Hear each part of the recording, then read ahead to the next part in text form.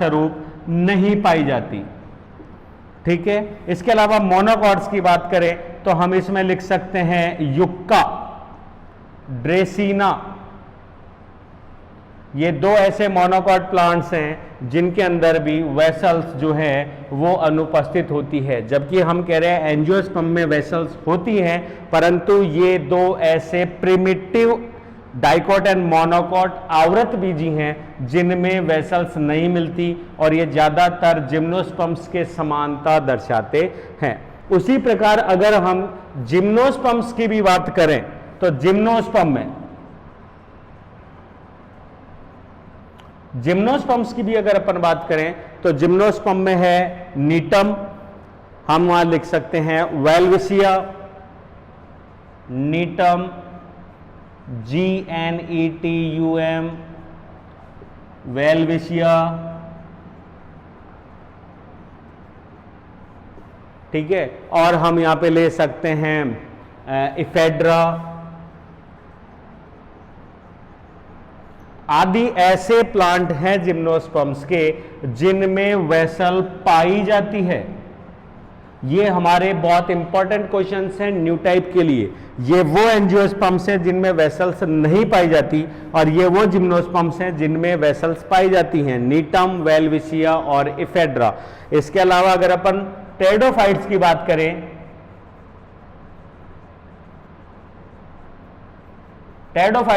करें, तो खुद टेरिडियम, PTERIDIUM, टेरिडियम जो है उसके अंदर वेसल्स नहीं पाई जाती, वेसल्स पाई जाती है। और उसी के साथ एक और ले सकते हैं स्लेजिनेला।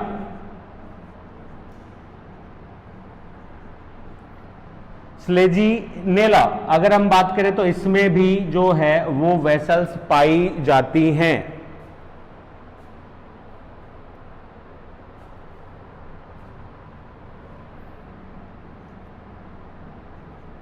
स्लेजिनेला और टेरिडियम में, जिम्नोस्पर्म की बात करें तो नीटम, वेलविसिया और इफेड्रा में जो है वो वेसल्स मिलती हैं, जबकि डाइकॉट्स एंड मोनोकॉट्स एंजियोस्पर्म्स हैं जिन दोनों में ड्रेसिना युक्का एंड वेंट्रेसी, ट्रोकोडेंड्रेसी में नहीं पाई जाती हैं।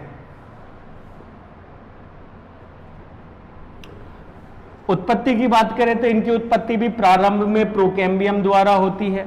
ठीक है, एंड उसके बाद सेकेंडरी या डाइकॉट जो प्लांट्स हैं और रूट्स हैं उनके अंदर इनकी उत्पत्ति जो है वो वेस्कुलर कैम्बियम से होती है। फ्लोएम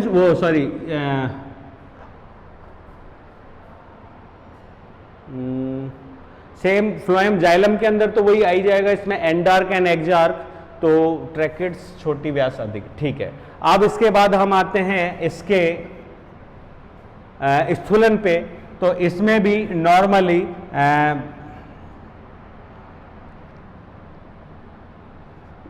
स्कैलरिफॉर्म एंड रेटिकुलेट, सीढ़ी नुमा और जालिका वत जो है वो डिपोजिशन, स्थूलन मिलता है। ठीक है, और पिटेड की बात करें तो पिटेड से पहले परफोरेटेड। ट्रैकिड्स के लिए हमने कहा परफोरेटेड नहीं होती है, लेकिन इसके लिए हम बोलेंगे कि परफोरेशन इसके अंदर जो है वो मिलता है, और वो जगह जहां पे दो ट्रैकिड्स आपस में मिलती हैं उनके बीच में परफोरेशन, ये कभी भी नहीं, यहां पे perforation, that is perforation plate जो है वो बनती है, जो इनको कंटिन्यूअसली बहुत ऊंचाई तक पहुंचाने का कार्य करती है।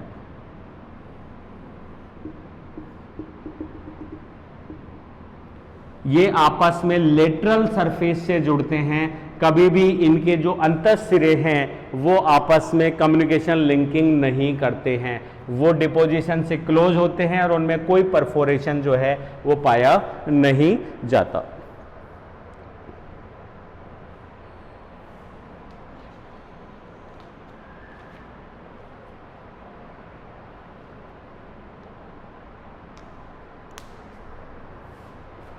सेकेंडरी जो वेसल्स होती हैं या सेकेंडरी जाइलम की जो वेसल्स होती है उनमें भी लिग्निन का डिपोजिशन होता है और ये सबसे ज़्यादा संवहन में यूज में आती हैं।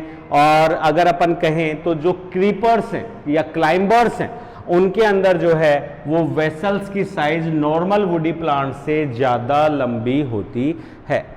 थर्ड पॉइंट हम यहां पे लेंगे, या सेकंड पॉइंट, फर्स्ट पॉइंट तो हमारा ट्रेकेरिया एलिमेंट्स का हो ही गया। सेकंड पॉइंट जो हमारा आ रहा है वो है वुड या जाइलम फाइबर्स।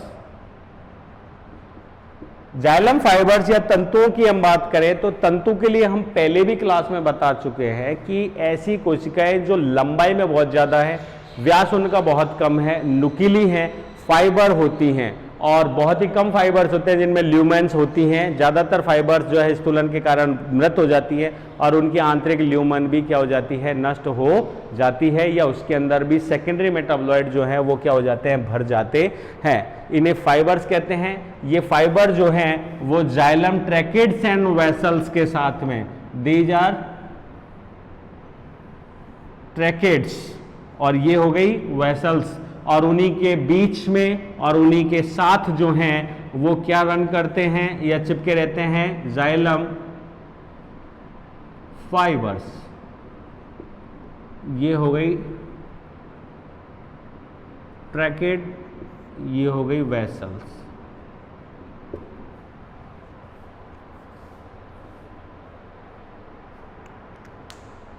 अतः हम ये कह सकते हैं उत्पत्ति की उसमें कि वे ट्रैकेड सेल्स या वेसल सेल्स जो धीरे धीरे ल्यूमन लुप्त होने की वजह से हार्ड टिश्यूज में डेवलप हो चुकी हैं या हार्ड क्या बोलते हैं फाइबर्स में डेवलप हो चुकी हैं, तो ट्रैकेड से बनने वाले फाइबर्स जो है वो कहलाते हैं यहाँ पे फाइबर ट्रैकेड्स।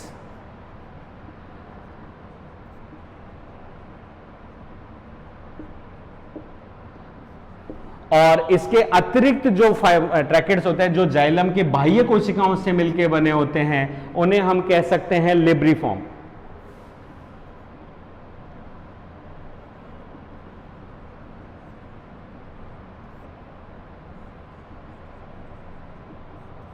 लिब्रिफॉर्म को हम वैसे पोषवाहक कह सकते हैं। और फाइबर ट्रैकेड्स की हम बात करें तो ये एक तरीके से वाहिनी का यह तंतु कहलाते हैं।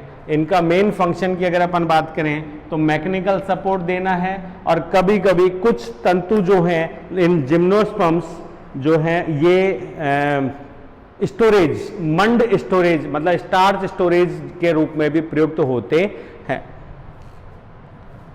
Third point is xylem parenchyma. Xylem parenchyma की बात करें तो ये हो गया मृदुतक। संपूर्ण जाइलम में जाइलम ट्रैकेड्स, वेसल्स, फाइबर के अतिरिक्त यही एक सेल्स हैं जो जीवित होती हैं, अन्यथा जाइलम की सभी सेल्स क्या होती हैं, मृत होती हैं सेकेंडरी डिपोजिशन और लिग्निन के डिपोजिशन के कारण। जाइलम मृदुतक जो है वो ट्रैकेड्स एंड वेसल्स को घेरे हुए रहता है, उससे परतों में चिपका हुआ रहता है। ठीक है, ये मृदुत की कोशिकाएं होती हैं जो कि ढोलकाकार, गोलाकार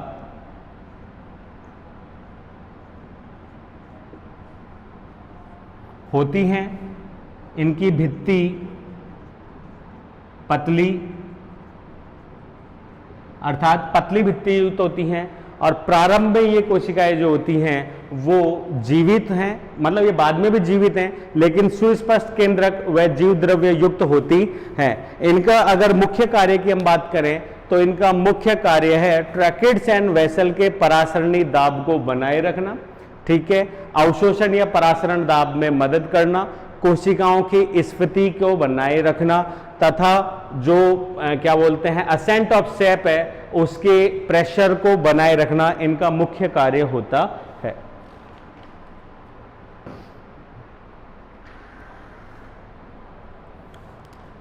उत्पत्ति की हम बात करें, ओरिजिन, तो इनकी उत्पत्ति वही प्रोकैम्बियम से है। और डिस्ट्रीब्यूशन की बात करें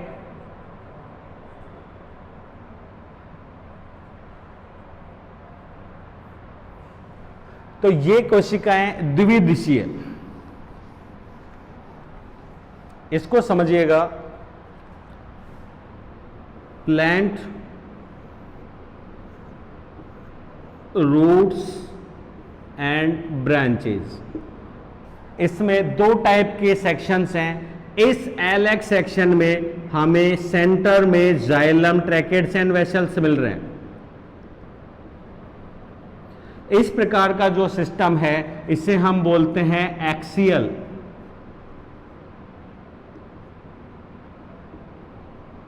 ठीक है, अब यहां नहीं मिलेगा, हम टीएस सेक्शन देखते हैं। टीएस सेक्शन में ये हो गई है बाह्य एपिडर्मिस, कॉर्टेक्स, एंडोडर्मिस, और ये हो गए हैं वेस्कुलर टिश्यूज या वेस्कुलर बंडल्स, और ये सेंटर में हो गई है पिथ।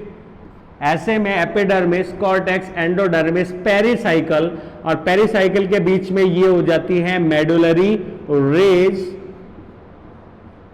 और मेडुलरी रेज के बीच में है पित्त। ये सभी की सभी कोशिकाएं कैसी है? मृदुत्कीय प्रकार की, जीवित।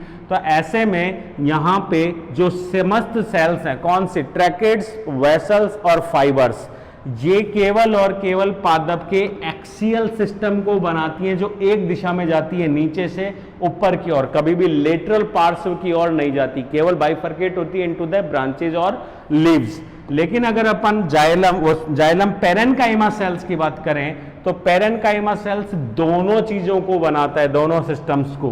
पहला, ये नीचे से ऊपर की ओर भी बढ़ती है एक्सियल सिस्टम में, तथा ये केंद्र से परिधि की ओर या परिधि से केंद्र की ओर अरीय दिशा में भी जाती है, जिसे हम बोलते हैं रेडियल सिस्टम।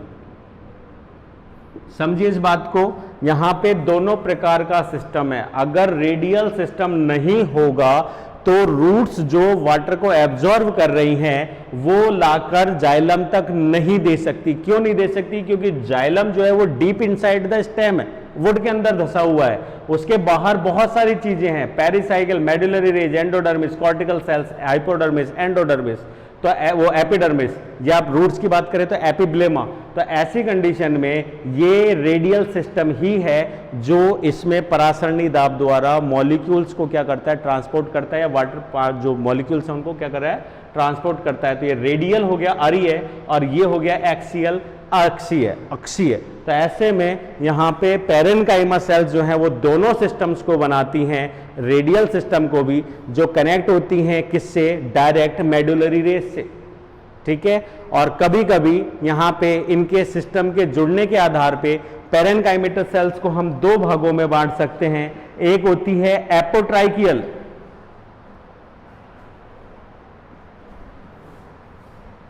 यहां लिख देता हूं, मेडुलरी रेज दो टाइप में होती हैं। First is एपोट्रेकियल। एपोट्रेकियल का मतलब वे पेरेन्काइमा सेल्स जो ट्रैकिड से सीधे संपर्क में होती हैं। ठीक है, जो ट्रैकिड से सीधे संपर्क में होती हैं एपोट्रेकियल कहलाती हैं, और दूसरा जो है वो कहलाता है पैराट्रेकियल।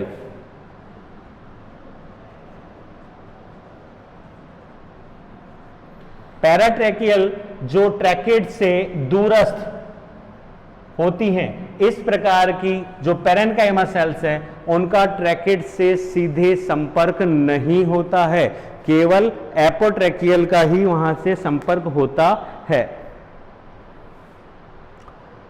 जाइलम की अगर कार्यों की बात करें तो वाहिकाओं और वाहिनिकाओं का मेन काम जल का वो है परासरण दाब को बनाए रखना है, असेंट ऑफ सेप को बनाए रखना है, रूट द्वारा एब्जॉर्ब वाटर एंड मिनरल्स को वाटर के वो प्लांट के एरियल पार्ट तक पहुंचाना होता है। उससे बड़ी चीज ये है कि इनकी कठोर सतह जो होती है वो कंप्रेशन को बचाती है और वाटर लॉस को बचाती है। लिग्निन के डिपोजिशन के कारण इन कोशिकाओं द्वारा वाटर का लॉस नहीं होता है, पेनिट्रेशन पावर को बढ़ाती है, और सबसे बड़ी चीज है वुडी प्लांट्स की स्ट्रेंथ बढ़ाती है, जो आराम से इन्हें जो है वो लंबाई तक खड़े रखता है।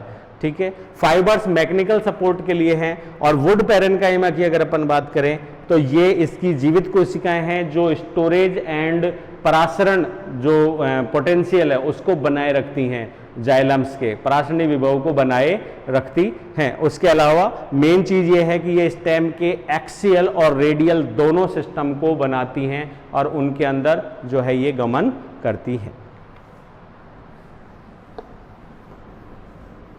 सेकंड पॉइंट आता है हमारा इसमें फ्लोएम।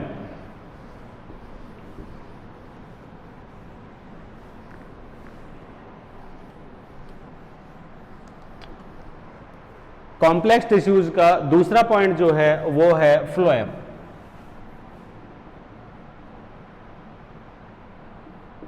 फ्लोएम को हम पोषवाह के नाम से जानते हैं, पोषण देने वाला,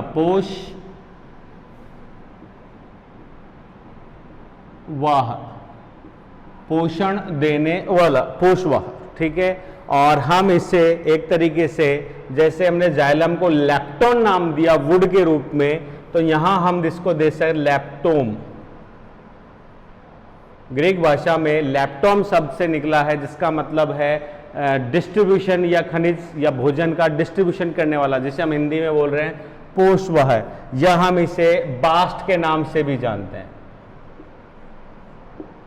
ठीक है, उत्पत्ति की बात करें तो फ्लोएम की उत्पत्ति भी हम प्रोकैम्बियम से मान सकते हैं, और वेस्कुलर कैम्बियम द्वारा सेकेंडरी फ्लोएम या मेटाफ्लोएम की जो उत्पत्ति है वो किसके द्वारा है, वेस्कुलर कैम्बियम के द्वारा होती है।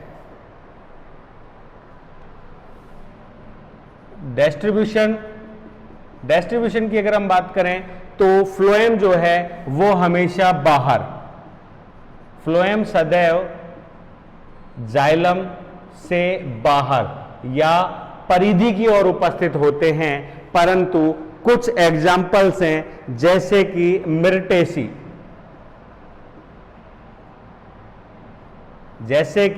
Myrtaceae and Solanaceae.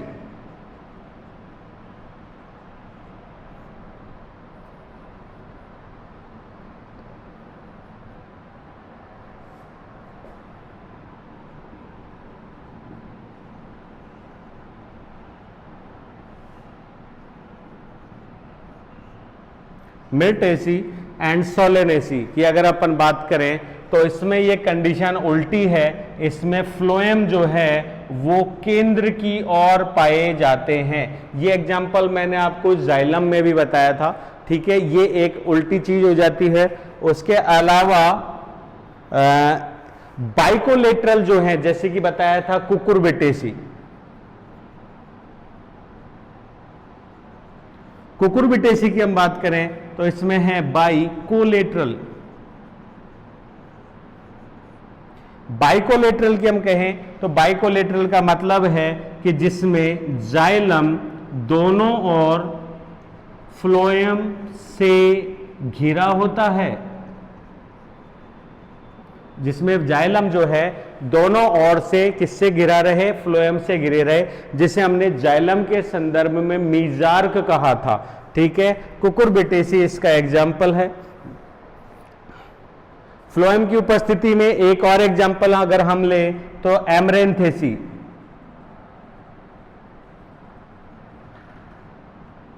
इसमें एक विशिष्ट प्रकार की फ्लोएम की पोजीशन है। इसमें जो फ्लोएम है वो जाइलम बंडल्स के बीच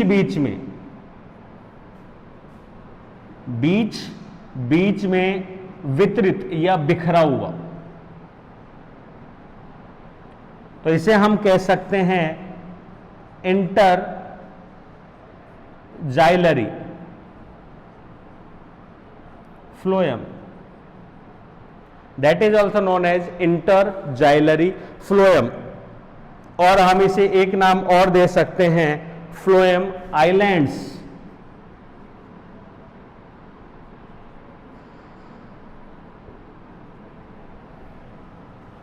फ्लोएम आइलैंड्स के नाम से भी हम इसे जानते हैं।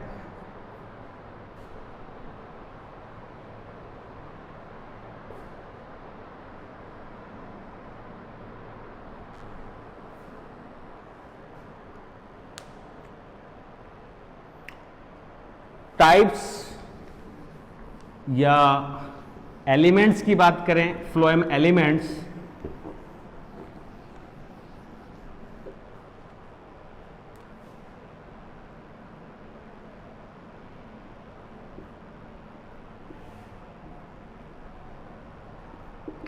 फ्लोएम एलिमेंट्स की बात करें तो फर्स्ट हम यहां पे दे सकते हैं साइव एलिमेंट्स,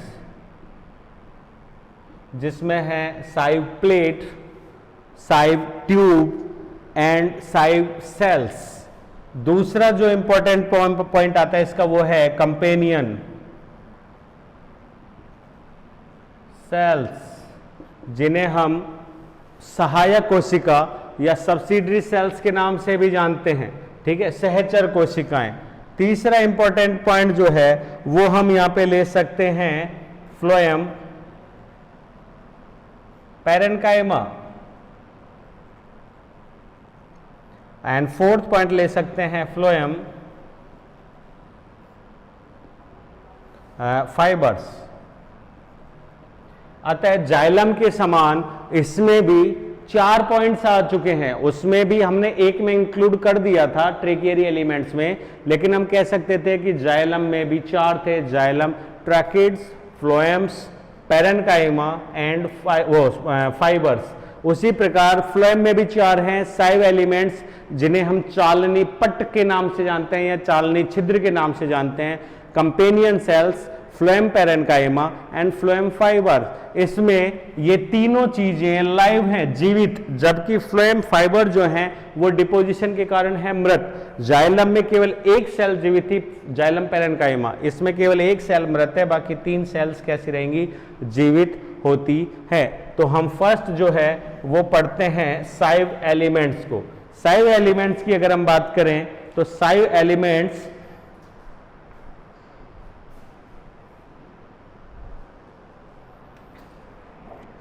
एलिमेंट्स जो हैं वो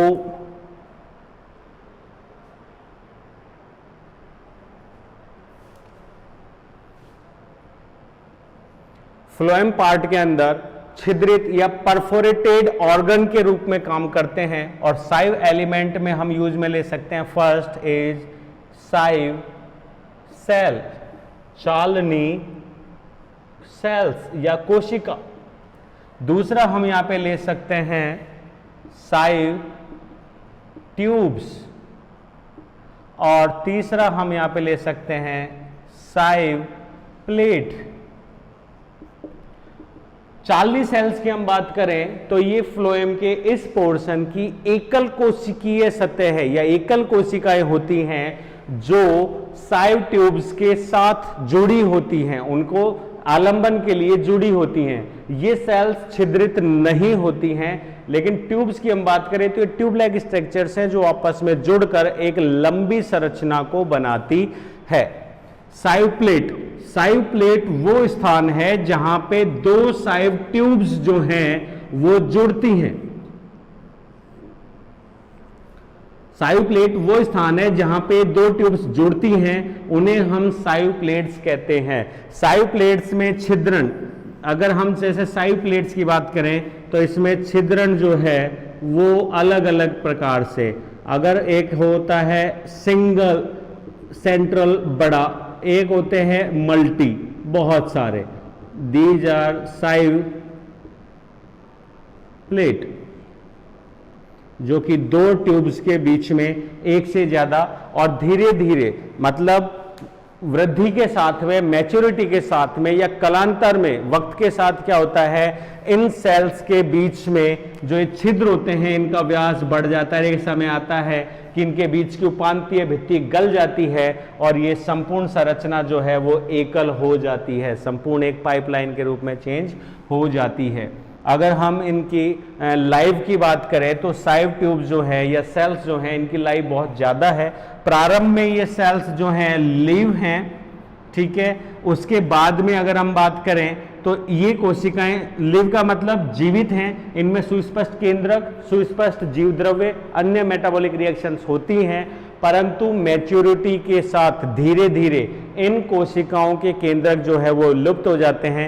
इस प्रकार ये कोशिकाएं कभी मरती नहीं है, ये कोशिकाएं किस में कन्वर्ट हो जाती हैं, अमर में कन्वर्ट हो जाती हैं, क्योंकि विदाउट केंद्रक इनके जीवन की कोई लिमिट नहीं है, ठीक है, क्योंकि मेटाबॉलिक रिएक्शंस डम हो जाती हैं। तो ये कोशिकाएं जीवित और मृत्यु के बीच में हैं, ये लगातार काम करती रहती हैं। अगर हम इनके एज की बात करें तो मोनोकॉट्स या एनुअल प्लांट जो है उनका एक मौसम में जीवन चक्र कंप्लीट हो जाता है, तो उनके जीवन चक्र में एक ही प्रकार की ट्यूब्स बनती हैं। लेकिन अगर हम डाइकॉट्स या बहुवर्षीयों की बात करें तो उनके जीवन चक्र में लंबे समय तक जो है ये काम करती रहती हैं। उसके अतिरिक्त सेकेंडरी ग्रोथ की वजह से या सेकेंडरी फ्लोएम मेटाफ्लोएम बनने की वजह से नई साइड ट्यूब्स एंड नई साइड प्लेट्स जो है वो भी जनरेट होती रहती है।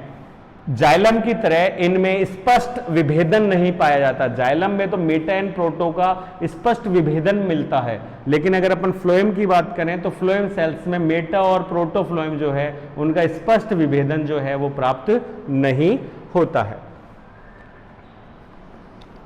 सेकंड पॉइंट हम यहां पे ले सकते हैं, companion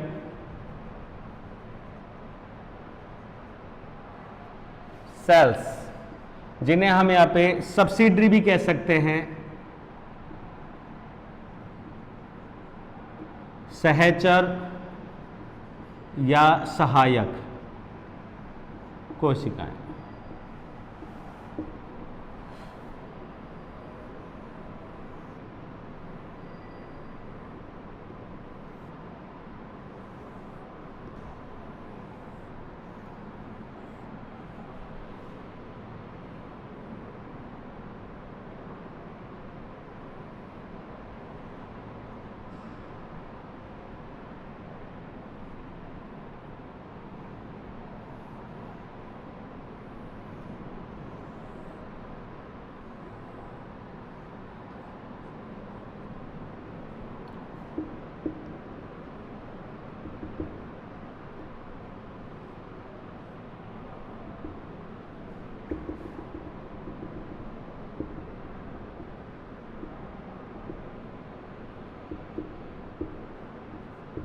These are companion.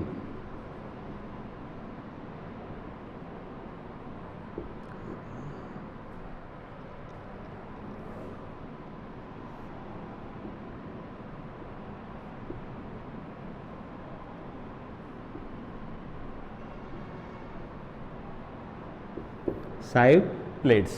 Phloem section की अगर अपन बात करें तो कंपेनियन सेल्स एकल जो है वो उनके साथ होती हैं। कुछ एग्जांपल जैसे अगर अपन दे, जैसे कि गाजर, तो गाजर में कंपेनियन सेल्स जो है वो एक से ज्यादा या एक से ज्यादा परतों के रूप में भी होती हैं। और सबसे बड़ी बात यह है कि ये सेल्स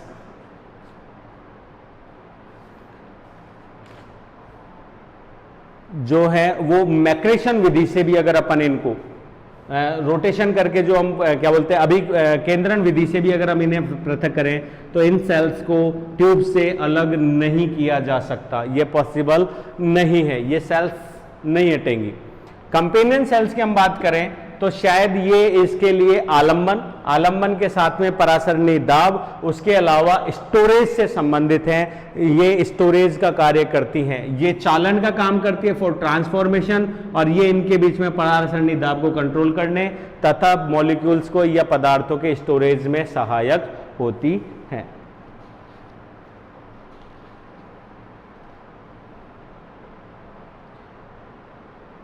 जिम्नोस्पर्म्स की अगर अपन बात करें तो जिम्नोस्पर्म्स में ये सेल्स जो हैं वो एल्बुमिनी सेल्स कहलाती हैं। इंपॉर्टेंट है जो न्यूटाइप के लिए।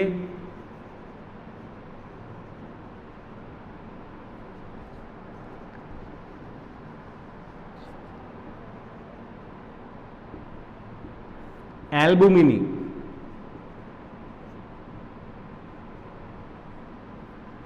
एल्बुमिनी सेल्स कहलाती हैं, जो कि स्टार्च या मंड के क्या बोलते हैं स्टोरेज में सहायक होती हैं। थर्ड पॉइंट की हम बात करें तो वो है बास्ट फाइबर्स या क्या बोलते हैं फ्लोएम पैरेन्काइमा।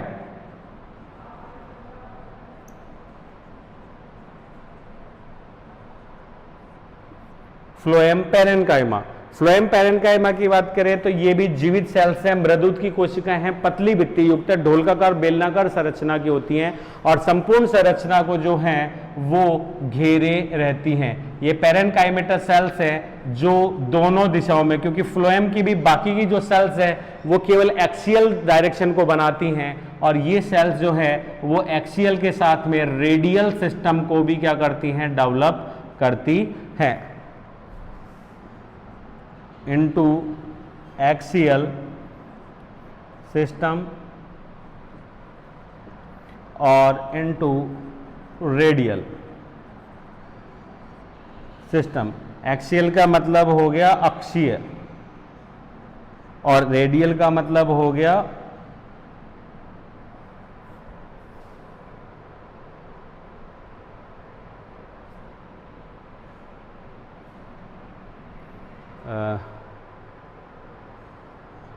रेडियल याद नहीं आ रहा। अक्षीय और रेडियल का मतलब पार्श्व की ओर या अरीय,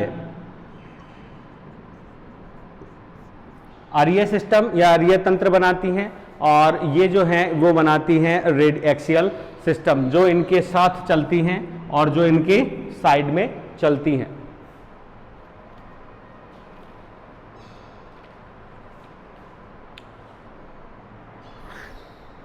fourth point, phloem fibres. Phloem fibres को हम यहां पे बास्ट फाइबर भी कहते हैं।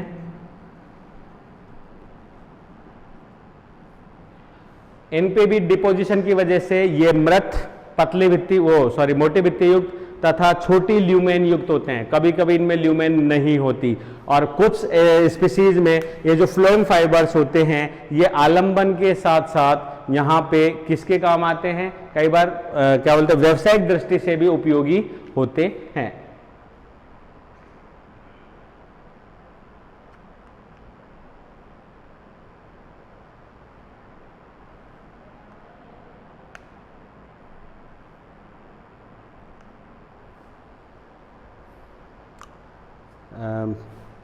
Example jute.